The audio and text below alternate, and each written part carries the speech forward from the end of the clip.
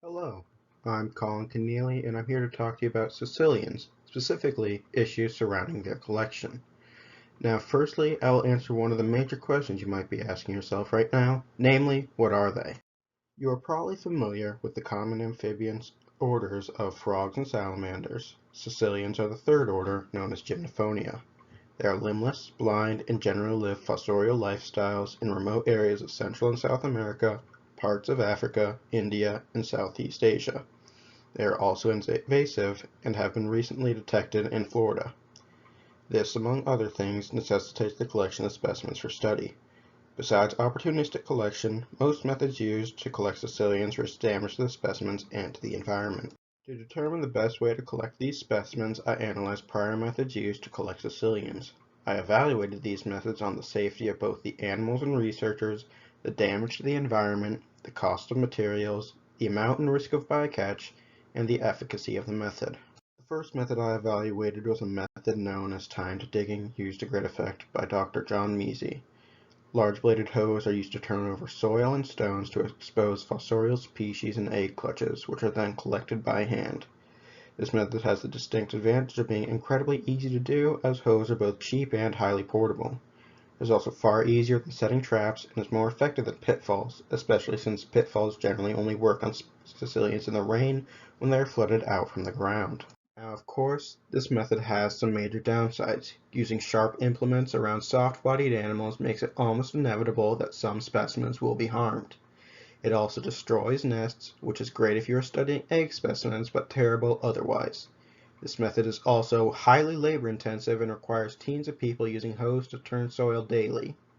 Bycatch is also a severe issue. The next method I evaluated was termed large-scale excavation by Drs. Martese and Alexander.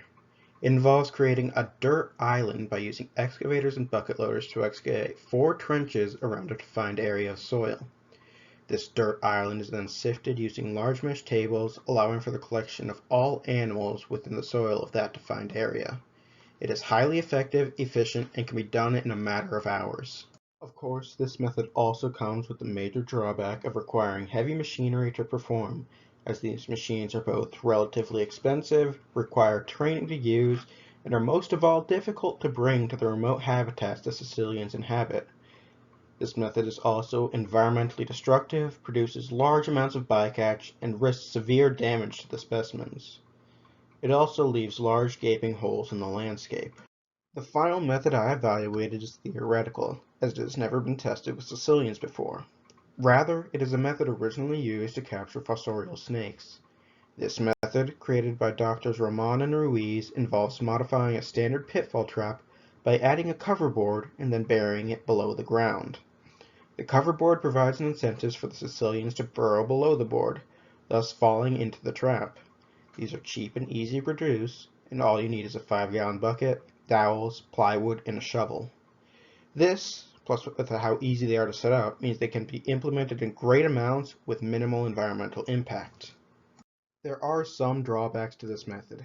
Chiefly, the capture rate is far lower than those of the previously evaluated methods. The traps require active monitoring to empty, and thus this becomes a multiple-day project, as opposed to being a single or 2-day project like the other 2 methods. Also, due to being subterranean, these pitfall traps cannot have a drift net added, at least not without significant excavation efforts. Finally, as both a drawback and a positive, this method cannot really disturb egg clutches unless you dig on top of the egg clutches or the Caecilians lay eggs while they have been captured. Even with the notable drawbacks of the method, the modified pitfall trap is still the best option in my opinion. They are cheap to produce, with the most expensive part being a bucket. They require no bait, as the cover board itself provides an incentive, can be set up as easily as you can dig a hole, involve minimal risk to the researcher and animal, is easily portable as, again, it is a bucket, it causes minimal environmental damage, and as a massive advantage, it does not require bringing heavy machinery into the jungle. Now, as much as I would love to demonstrate this method, my complex frowns on having disguised pitfall traps in the common areas. So instead, I would like to thank you for watching and ask that you post any questions you have in the comments section below.